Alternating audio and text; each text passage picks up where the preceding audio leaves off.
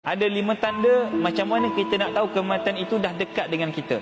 Tanda yang pertama kata ulama, ketika mana usia kamu dah masuk di antara 60 hingga 70 tahun.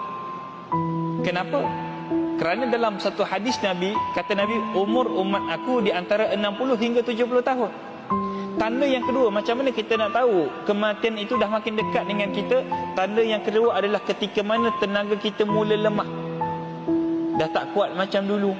Kalau dulu kita jalan satu mall cukup tawaf habis 3 tingkat kita jalan dalam mall. Hari ini satu tingkat dah lelah, dah penat. Tanda yang ketiga macam mana nak tahu kematian itu dah dekat dengan kita adalah datangnya beberapa penyakit kepada kita.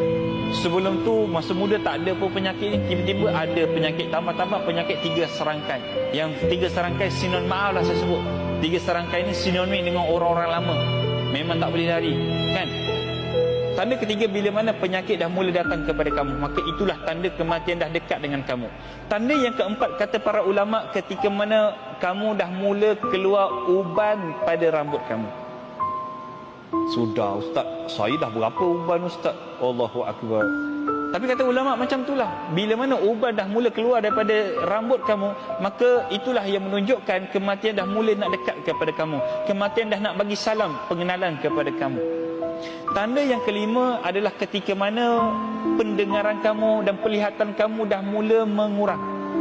Mata kita dah mula mengurang, telinga kita dah mula mengurang. Maka itulah kata ulama 5 tanda bagaimana kematian itu dekat ataupun lambat dengan kamu.